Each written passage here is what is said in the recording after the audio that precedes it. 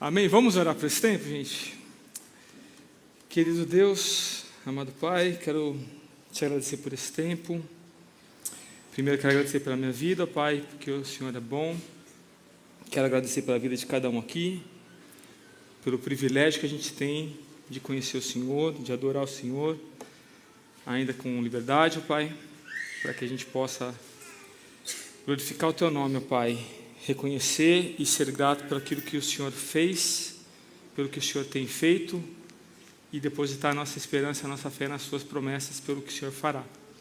Te peço por esse tempo que eu seja claro, que eu fale aquilo que é da Sua vontade, da Tua palavra, que eu possa agradá-lo e trazer edificação e salvação à Tua igreja. Em nome de Jesus eu oro e agradeço. Amém, Senhor.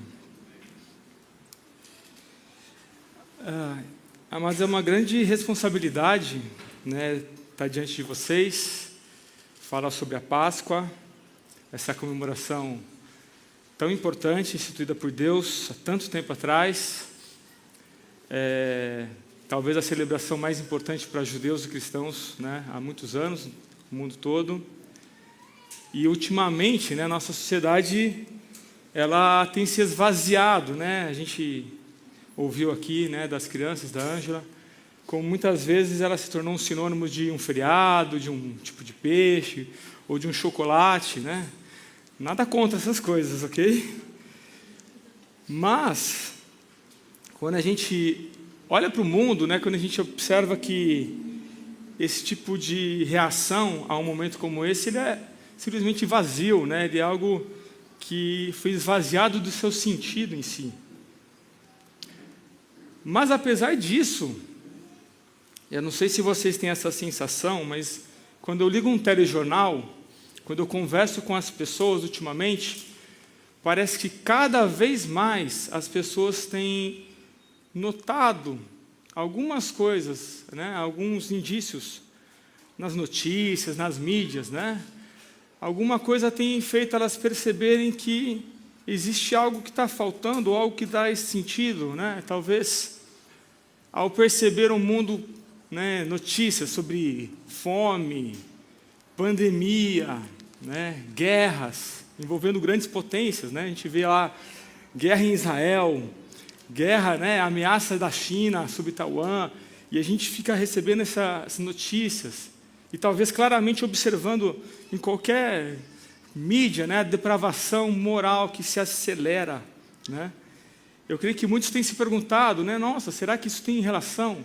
Né? Eu creio que crentes e descrentes, pessoas que muitas vezes não creem, não depositam a sua fé, ainda olham e falam assim, será que faz algum sentido, né, aquilo que a gente ouviu falar, aquilo que esse povo, né, essa igreja tem falado, tem anunciado? E eu, geralmente, quando ouço isso, naturalmente eu lembro desse texto. Ele diz assim: Jesus respondeu: tenham cuidado para que ninguém os engane, porque muitos virão em meu nome dizendo, eu sou Cristo, e enganarão muitos. E vocês ouvirão falar de guerras e rumores de guerra. Fiquem atentos e não se assustem, porque é necessário que isso aconteça. Mas ainda não é o fim, porque nação se levantará contra nação, reino contra reino.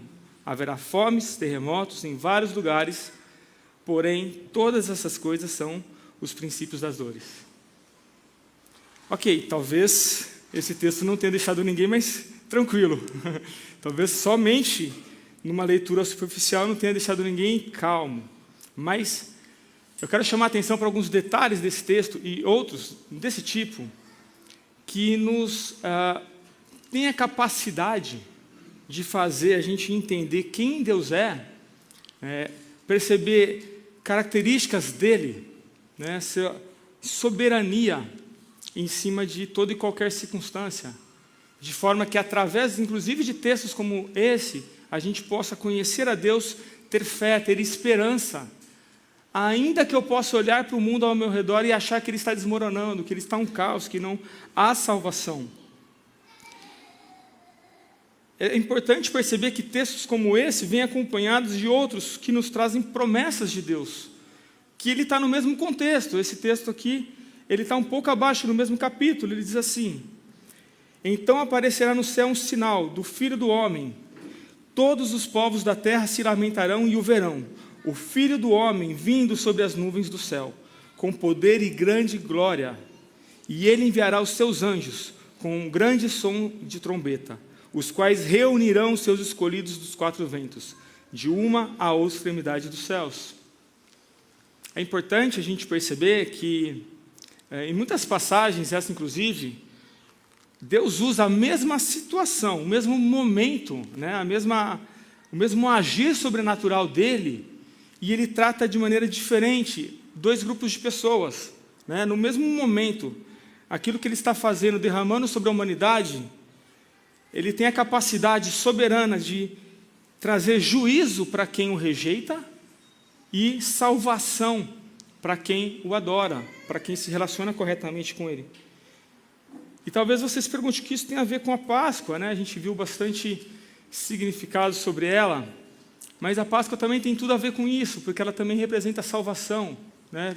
A Páscoa tem a ver com essa ira de Deus que foi desviada, essa ira de Deus que deveria justamente cair sobre nós, sobre cada um de nós, e ela foi desviada, né? Ela foi por causa do que Deus fez, por causa do seu plano, do seu amor, ela foi tirada de nós e, ao invés disso, a gente recebe bênção.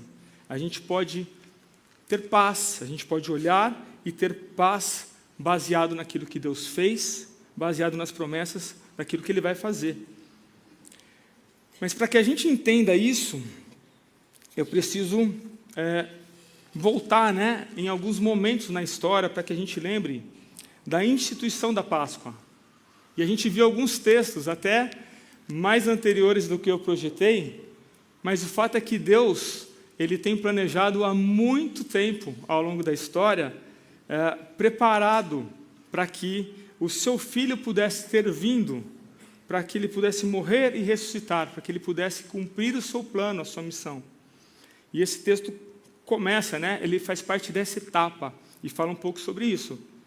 Lá em Gênesis tem esse texto, diz assim: o Senhor disse a Abraão: sai da tua terra, da tua parentela e da casa de seu pai, e vá para a terra que lhe mostrarei. Farei de você uma grande nação e o abençoarei, e engrandecerei o seu nome. Seja uma bênção. Abençoarei aqueles que o abençoarem e amaldiçoarei aquele que o amaldiçoar. Em você serão benditas todas as famílias da terra. O ponto que eu quero destacar nesse texto é como sempre, né, apesar de às vezes a gente não perceber ou não entender, mas o plano de Deus sempre foi, de certo sentido, universal. O que eu quero dizer com isso? Quando Deus escolhe, né, ali os patriarcas, Abraão, Isaac, Jacó, Ele faz uma promessa específica para aquele povo como uma grande nação. O ponto é que através deles, aquela nação seria exemplo para as outras nações.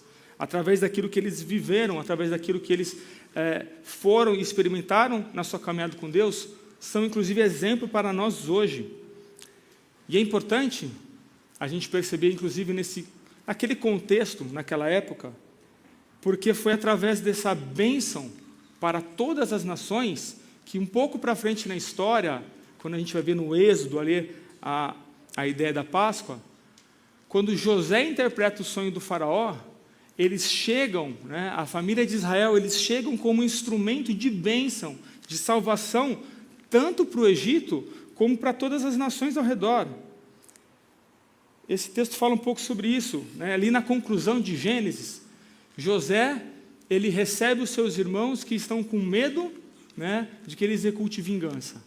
José, ele entende a soberania de Deus, entende o que Deus fez, inclusive por meio daquela grande injustiça. E ele diz assim: depois vieram também os seus irmãos, prostraram-se diante dele e disseram: eis-nos aqui, somos seus servos. Mas José respondeu: não tenham medo, será que eu estou no lugar de Deus? Vocês, na verdade, planejaram o mal contra mim, porém Deus o tornou em bem, para fazer, como estão vendo agora, que se conserve a vida de muita gente. Então José tinha consciência, né, de como Deus, através dos seus irmãos, através de toda aquela circunstância, agiu para livrá-los daquela fome avassaladora que viria, né, e de fato veio. Só que, né, sempre tem um mas, né? Algum tempo depois, a gente lê na história que essa seguinte fato, né? Diz assim o texto. Um tempo depois, né, um faraó novo ergueu no Egito. E eu estou na página errada, perdão, aqui. Nesse meio tempo, levantou-se um novo rei sobre o Egito, que não havia conhecido José. Ele disse ao seu povo: eis que o povo dos filhos de Israel é mais numeroso e mais forte que nós. Vejam, precisamos usar de astúcia para com esse povo, para que não se multiplique, para evitar que, em caso de guerra, ele se alie aos nossos inimigos e lute contra nós e saia da terra. O ponto nesse texto, que eu queria ressaltar, é que aquilo que dominava o coração do faraó, apesar dessa desconfiança, né, era a questão do medo, era o egoísmo. Ele não conhecia José, talvez não soubesse daquela bênção que tinha representado aquela família, a chegada de Israel àquele povo. E a sua solução, né, a maneira como ele enfrenta essa insegurança, a resposta que ele tem diante disso, a gente observa que tem o significado, a gente pode ver em uma palavra, que é morte. E ele dá a seguinte ordem, né? Ele fala assim: então Faraó deu a ordem a todo o seu povo, dizendo: joguem no rio Nilo todos os meninos hebreus que nascerem. Quanto às meninas, deixem viver. Quando a gente entende a Páscoa, é importante a gente perceber que o contexto em que ela é instituída é um contexto que Deus está usando nesse seu agir. Da mesma forma, na mesma circunstância, ele traz juízo para o faraó, juízo para os israelitas, e também bênção, e também salvação para o seu povo. Esse texto fala sobre isso. Vocês guardarão o cordeiro até o 14º dia desse mês, e todo ajuntamento da congregação de Israel o matará no crepúsculo da tarde. Pegarão um pouco do sangue e o passarão nas suas ombreiras e na viga superior da porta, nas casas em que comerem. Naquela noite comerão a carne assada no fogo, com pães sem fermento e ervas amargas. Não comam do animal nada cru, nem cozido em água, porém assado ao fogo. A cabeça, as pernas e as vísceras. Não deixem nada do cordeiro até pela manhã.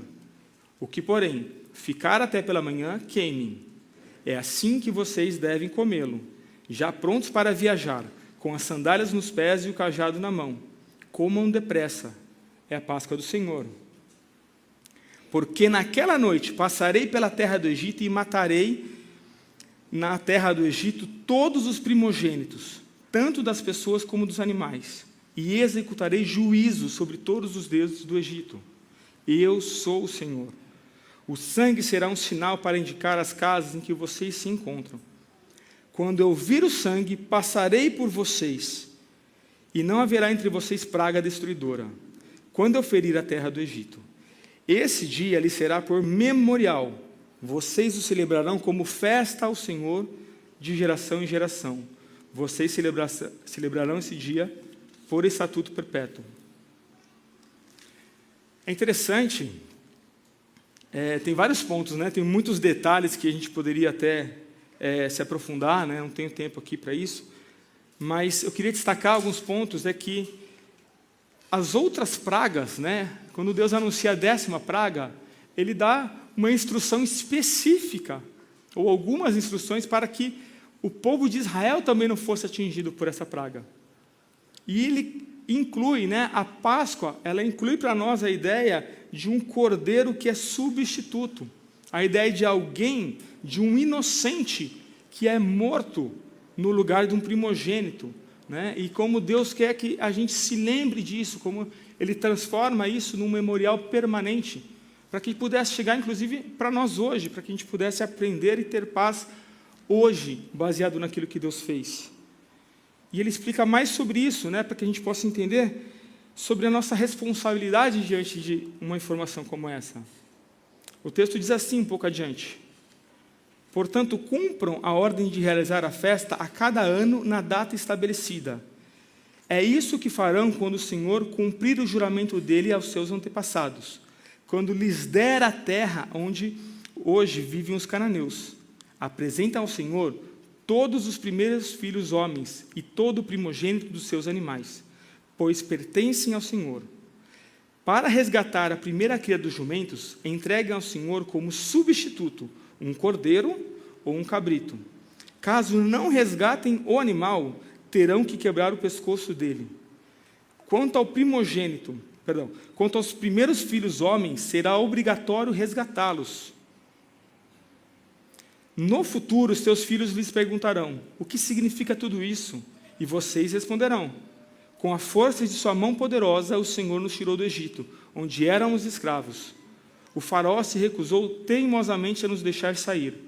Por isso o Senhor matou todos os primogênitos da terra do Egito, e também os machos das primeiras crias dos animais.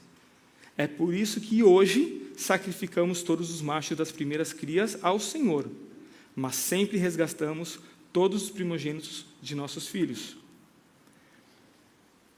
Eu quero destacar aqui, essa ideia de um resgate, desse substituto. O ponto, quando Deus coloca ali instruções específicas para Israel, a gente pode entender que, de uma certa forma, os israelitas, eles não eram tão diferentes dos egípcios, moralmente falando. A gente vê mais para frente na história como o povo de Israel cai em idolatria. Eles falham muitas vezes, na verdade repetidas vezes. Mas o ponto que eu quero destacar nessa passagem é que a diferença, quando a gente vê esses dois grupos de pessoas, a diferença entre israelitas e os egípcios naquele momento era a sua fé, era a sua esperança depositada na instrução de Deus, naquele cordeiro que simbolizava o livramento, aquele cordeiro que significava o substituto no lugar do primogênito. Isso é importante quando a gente pensa na nossa cultura. Isso talvez não seja muito claro, quando a gente pensa nessa palavra, simplesmente na tradução dela, o primogênito. Às vezes a gente costuma ler e achar que simplesmente significa o primeiro filho homem. Mas não é bem assim que significava, ou não apenas isso que significava naquela cultura. Porque o primogênito tem a ideia de ser o próximo representante, o próximo líder da futura geração. No sentido de que ele também recebia o título do seu pai. Por exemplo, no sistema feudal, um primogênito de um lorde seria o futuro lorde daquela terra. O primogênito de um rei seria um rei também. Então, ele tem esse caráter de representar toda a nação. Quando Deus dá um cordeiro que substitui o primogênito, isso também significa, o ponto que a gente pode aplicar para nós, é que Deus oferece um cordeiro ali que representava toda a nação de Israel. Não era apenas um ou outro, é a ideia de que aquilo se aplica a todos eles. A ideia, nesse sentido, a diferença entre o povo, reforçando, a diferença entre o povo do Egito e de Israel não estavam em si mesmos, mas em Deus, em confiar na sua providência, na sua soberania, que Deus poupou os filhos de Israel, confiar na salvação que apenas Deus pode prover. E quando a gente pensa nisso, quando a gente entende aquilo que Deus fez, aquilo que Ele instituiu, a gente pode entender a resposta que Ele espera de nós através da fé, através da gratidão pelo que Ele fez, e a gente pode então começar a entender o preço, começar a entender o valor, porque isso era um símbolo que apontava para aquilo que Cristo iria plenamente cumprir na cruz, de maneira perfeita. E aí foi lido esse versículo, ele é perfeito, ele é maravilhoso, talvez seja o que melhor explique essa relação, quando a gente pensa o que significa a Páscoa hoje, uma vez que a gente tem uma revelação maior, nós temos o Novo Testamento, a gente tem aquilo que Cristo fez, e quando a gente vê esse texto, João lhe dizendo quando ele vê Jesus, João Batista, primo, profeta de Israel, diz assim: no dia seguinte, vendo que Jesus vinha em sua direção, João disse: eis o Cordeiro de Deus que tira o pecado do mundo. João Batista, ele reconhece ali o Messias, o Salvador de Israel, o Salvador de todas as famílias da terra. E ele reconhece, por revelação de Deus, que a forma como ele salvaria, esse Salvador, Diferente de um super-herói que sai e mata um vilão, ele salva através da sua morte. Ele salva, não derrotando um raio com o poder que ele poderia, né? Ele é Deus, mas ele salva a nós, ele nos representa, justamente pagando o preço daquilo que era justo cair sobre nós. Ele paga o preço do nosso pecado, né? Porque o pecado é uma consequência natural, porque a morte é a consequência natural do pecado, como a gente vai ver. Esse texto fala sobre isso. Porque o salário do pecado é a morte, mas o dom gratuito de Deus é a vida eterna em Cristo Jesus, nosso Senhor. Paulo, quando ele relaciona, ele quer explicar, né, a consequência do pecado, ele usa um termo que a gente conhece muito bem, que todo mundo gosta geralmente, né, que é o salário. O salário é algo que a gente trabalha e recebe por algo que a gente mereceu. Né? Eu trabalhei, eu executei uma obra e eu recebi por ela, algo justo. E Paulo, inspirado por Deus, ele vai dizer, o salário do pecado é a morte. Né? Existe algo que a gente pode observar, né? Que a gente reconhece, porque é algo que a gente fez, é algo que a gente ofendeu a Deus. Né? Mas, quando a gente entende o que Deus fez, né? Aquilo que Ele fez, a gente pode se relacionar com Ele, porque da mesma forma que o salário do pecado é a morte, através de Cristo Jesus, a gente pode ter a vida eterna. Né?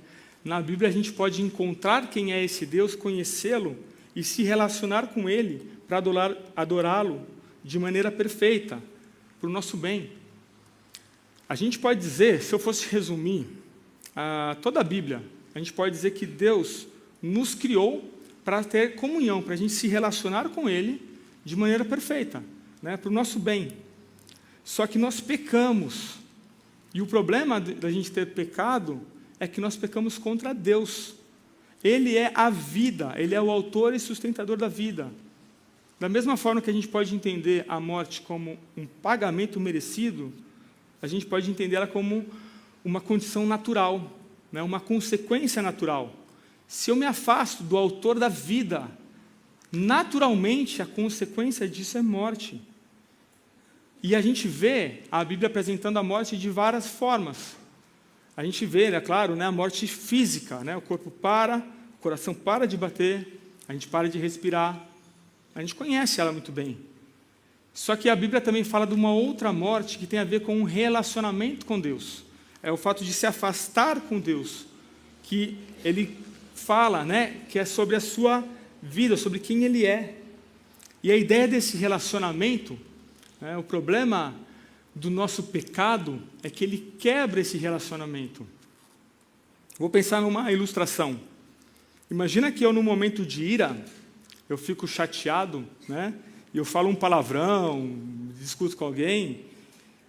Vou dar um exemplo, tá? Eu brinquei com essa pessoa hoje na hora do café, então eu me sinto livre para falar o nome dela. Vou citar, por exemplo, o Rogério.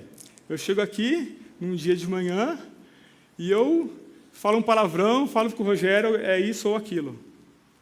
Ele já me falou, eu creio que ele vai me perdoar, porque ele é cristão, porque ele é um homem de Deus, e eu sei que ele tem esse compromisso comigo, ok? De se eu chegar diante dele e pedir perdão, a gente tem a possibilidade de ter o quê? Restauração nesse relacionamento. Mas tem consequência, certo? Se eu pecar contra o meu irmão, provavelmente, se não certamente, ele vai ficar chateado, vai ficar triste. A gente vai ter um rompimento nesse relacionamento de acordo com a proporção da gravidade que esse relacionamento representa para mim. E o nosso problema... Faltou um slide, perdão. O nosso problema é que o nosso pecado, ele sempre é proporcional ao relacionamento contra quem ele é cometido. Por exemplo, se ao invés de eu ofender um irmão em Cristo, no meu trabalho me dá um acesso de raiva descontrolado, eu ofendo o meu chefe, isso pode custar meu emprego. Né? Se eu estou parando no trânsito, estou dirigindo, xingo um policial, ofendo um guarda, ou se diante de um juiz eu ofendo a autoridade ali no tribunal, isso pode custar a minha liberdade, não pode? E o nosso problema, justamente, é que a nossa ofensa é contra Deus. O nosso pecado, ele ofende um Deus que é santo, que é puro, que é eterno. Um Deus que se sacrificou por nós, e ainda assim, a gente peca, ofende esse Deus maravilhoso, esse Deus amoroso que doa, que entregou o seu Filho por nós.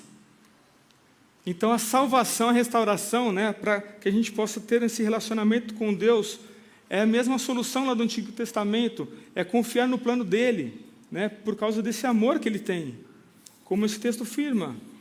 Porque Deus amou o mundo de tal maneira que deu o seu Filho unigênito, para que todo aquele que nele crê não pereça, mas tenha a vida eterna. É interessante esse termo unigênito, porque ele relembra a palavra primogênito, mas de maneira única, ele é único do seu tipo.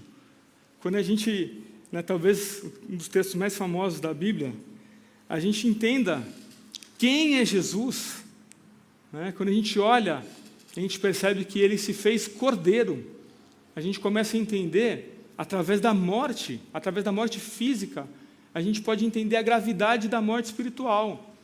Através da morte física, a gente pode entender o preço que foi pago por Deus, para trazer a gente para perto dele. Quando a gente entende o preço que foi pago e por quem foi pago, a gente pode entender como voltar para Deus, o que ele fez.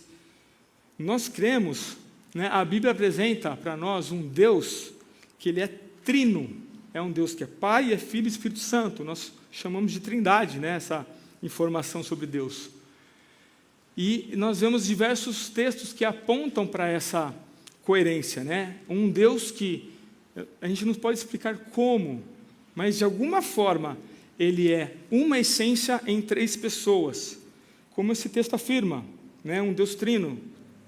Diz assim: Filipe disse a Jesus: Senhor, mostra-nos o Pai e isso nos basta. Jesus respondeu: há tanto tempo estou com vocês, Filipe, e você ainda não me conhece? Quem vê a mim, vê o Pai. Como é que você diz: mostra-nos o Pai?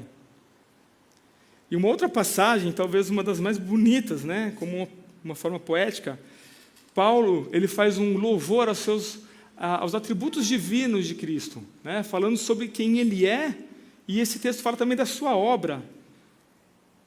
Diz assim, falando sobre Jesus: ele é a imagem do Deus invisível, o primogênito de toda a criação, pois nele foram criadas todas as coisas, nos céus e sobre a terra, as visíveis e as invisíveis, sejam tronos, sejam soberanias, quer principados, quer potestades.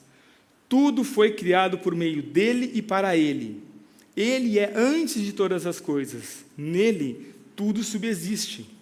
Ele é a cabeça do corpo que é a igreja. Ele é o princípio, o primogênito dentre os mortos, para ter a primazia em todas as coisas. Porque Deus achou por bem que nele residisse toda a plenitude que havia feito, e que, havendo feito a paz pelo sangue da sua cruz, por meio dele, reconciliasse consigo mesmo todas as coisas, quer sobre a terra, quer nos céus. Obrigado.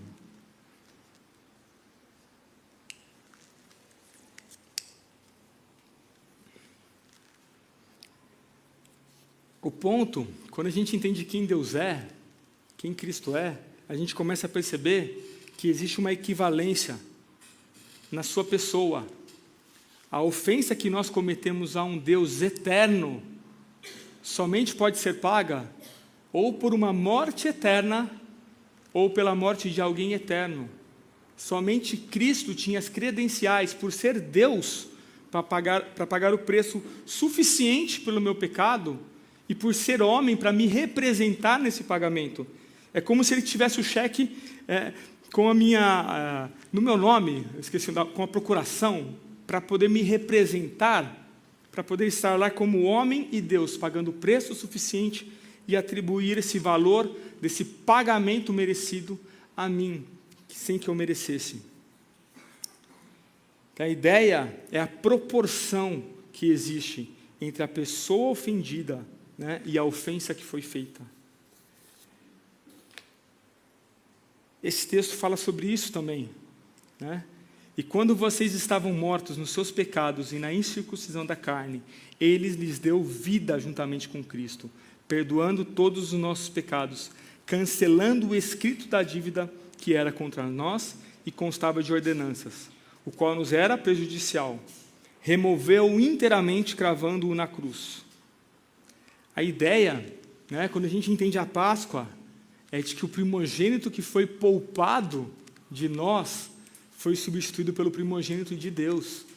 Ele entregou o seu Filho unigênito para representar a cada um de nós naquela cruz. Mas para que a gente possa experimentar essa paz, para que ela possa ser atribuída em nós, a gente tem que entender essa condição natural diante de Deus, de afastados por causa do pecado.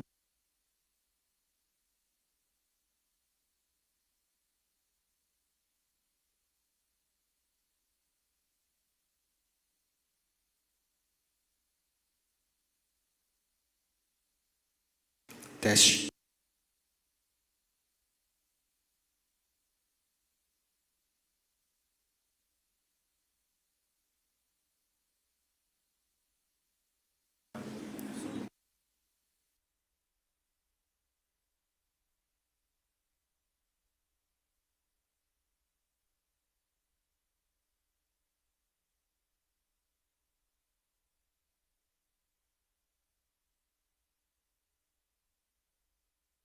Se eu ligar? Som. A pessoa fala demais, acaba até a pilha, né? Vamos retomar?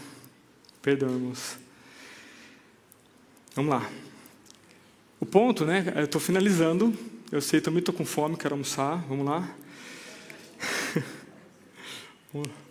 O ponto, talvez você já tenha ouvido tudo isso, e isso seja uma informação. Talvez você diga, ok, eu sei de todas essas coisas, mas eu quero chamar a atenção para algo muito importante.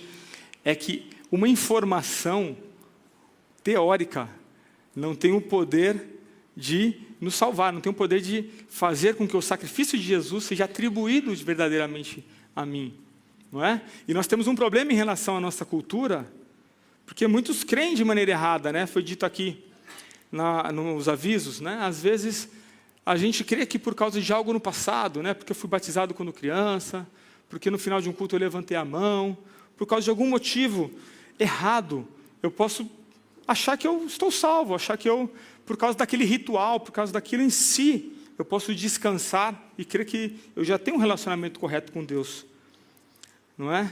Mas a pergunta é, você é um filho ou filha de Deus? Esse é um problema que, na época do Novo Testamento, muitos judeus, muitos daqueles que eram povo de Deus, também tinham. Quando a gente lê esse texto, né, aqui a gente vê João Batista confrontando líderes religiosos. Ele diz assim, produzam fruto digno de arrependimento, e não pensem por dizer uns aos outros, temos por pai Abraão, que vocês estão tranquilos, né? Porque eu afirmo a vocês que Deus pode fazer com que destas pedras surjam filhos a Abraão. O ponto, né, quando a gente observa que a nossa vida foi comprada por Cristo, né, é algo diferente, algo sobrenatural, algo que deve nos mudar, deve produzir arrependimento. Não é? Aqui esse texto está confrontando a ideia de que alguém possa descansar na sua natureza por algum motivo que não é aquilo que a Bíblia apresenta. Eu fui nascido, fui criado na igreja, tal, então naturalmente isso significa o quê? Não significa nada, né? A Bíblia, quando ela afirma, e é importante que a gente entenda que isso está falando para nós, né? Isso está falando sobre nós, sobre mim, sobre vocês. Quando a Bíblia afirma a nossa condição natural diante de Deus, é pura e simplesmente pecado, é pura e simplesmente alguém que está afastado de Deus. Se a Bíblia fala que um relacionamento de Deus envolve salvação, isso implica que nós o quê? Precisamos ser salvos por alguém que nos resgata. Olha o que esse texto fala sobre a nossa condição diante de Deus, de maneira natural. Como está escrito, não há justo, nenhum sequer. Não há quem entenda, não há quem busque a Deus. Todos se desviaram e juntamente se tornaram inúteis. Não há quem faça o bem, não há nenhum sequer. Pois todos pecaram e carecem da glória de Deus. A ideia, irmãos, é que esse texto está se aplicando a cada um de nós. A gente precisa reconhecer quem nós somos para entender, para valorizar de fato aquilo que Deus fez. Aquilo que foi conquistado por causa do seu sangue. O Verbo estava no mundo. O mundo foi feito por meio dele, mas o mundo não o conheceu. Veio para o que era seu, mas os seus não receberam. Mas a todos quantos o receberam, deu-lhes o poder de serem feitos filhos de Deus, a saber, aos que creem no seu nome, os quais não nasceram do sangue, nem da vontade da carne, nem da vontade do homem, mas de Deus. Existe na nossa cultura a ideia de que todos são filhos de Deus, né? Ou todo mundo nasce filho de Deus e por causa de um pecado gravíssimo poderia ser afastado dele. Mas o que a Bíblia afirma é que estar afastado de Deus, desde o Gênesis, né? Desde o Éden, é uma condição no qual nós nascemos, é uma condição natural, né? É uma condição que só pode ser mudada por causa da obra de Jesus, por causa da sua obra redentora, por causa do substituto que morreu no nosso lugar. Através do entendimento e da fé que a gente deposita naquilo que Deus fez, a gente se torna filhos. E é muito interessante que esse texto traz a palavra filho, né? Porque é exatamente a ilustração que Deus usa, a principal ilustração que Deus usa para explicar o relacionamento que Ele quer ter conosco. Um relacionamento de pai e filho. Ele vai usar, em outras passagens, a ideia da adoção, né? A ideia de que alguém que era estranho, de quem estava fora, e por causa da minha ação soberana, eu trouxe ele para mim. Eu trouxe ele para perto porque eu o adotei.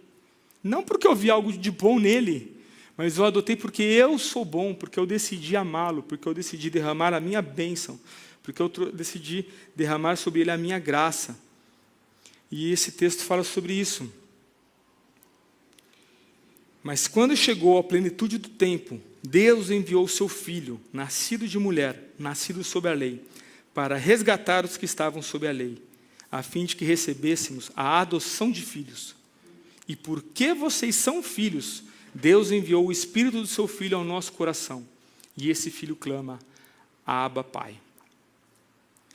Por causa da Páscoa, por causa do que Deus fez, a gente tem a esperança de colocar a nossa fé apenas naquilo que Deus fez, entender quem Ele é e o que Ele fez como única fonte de esperança e de salvação. Porque em Cristo, aquele que morreu e ressuscitou, ele verdadeiramente conquistou a Páscoa, ele rasgou o véu, mas não o véu do templo, ele rasgou o véu da morte. É por causa do que ele fez, aquele véu que separava como um símbolo, né, entre o homem e Deus, ali no Santo dos Santos. A morte foi vencida de uma vez por todas, completamente. É por isso que a gente não mata um cordeiro sacrificialmente todo ano, porque Deus fez isso porque Ele é Deus, Ele cumpriu plenamente. E a gente pode chegar até Deus. Por causa do que Ele fez, a gente tem o poder, pela graça de Deus, de dobrar o joelho, fechar os olhos e estar na presença de Deus, com fé, sabendo que Ele ouve a nossa oração, sabendo que Ele tem o desejo de responder a essa oração, sabendo que Ele quer fazer de nós como filhos, fazer de nós a sua igreja amada. Eu sei que eu falei bastante, muitos aqui talvez já tenham ouvido, e essa mensagem talvez não seja novidade para muitos, e eu espero que tenha sido ferramenta para compartilhar, né, sobre o amor de Deus, sobre aquilo que Deus fez. Mas talvez você esteja nos visitando pela primeira vez, ou talvez pela primeira vez esteja fazendo sentido essa relação entre um substituto inocente que morre no lugar de um pecador como eu e você. Ok? Eu gostaria de orar, mas eu quero que você saiba que você pode chegar diante de Deus com intimidade, com honestidade, entregar a sua vida a Ele, se assim você desejar, se assim Ele permitir, que é o desejo dEle. Amém? Vamos orar? Querido Deus, quero te agradecer, ó Pai, porque o Senhor é bom. Te agradecer que, através da Tua Palavra, através do Seu Espírito, a gente pode se relacionar com o Senhor de maneira que te agrade, ó Pai. Através do Seu Espírito, a gente pode ter a vida transformada por causa daquilo que o Senhor fez, por causa do nosso Senhor, principal alvo e exemplo, que é o Seu Filho. Obrigado porque o Senhor proveu, porque o Senhor dá tudo aquilo que a gente precisa, ó Pai, para te conhecer e, te conhecendo, ter uma vida boa para te agradar e para viver bem uns com os outros. Obrigado por esse tempo, ó Pai. Te peço que o Senhor aplique no coração de cada um, trazendo salvação, santificação, que a Tua palavra, como o Senhor disse, ela não volta vazia, Pai. Te peço que a gente possa meditar naquilo que foi dito, naquilo que foi apresentado nas músicas, que a gente possa lembrar no dia de hoje que mais do que o chocolate, foi o Seu sangue que foi derramado de maneira amorosa, Pai, de maneira que a gente não merecia. Obrigado por esse tempo, eu te oro e te agradeço em nome de Jesus. Amém, Senhor. Obrigado, gente.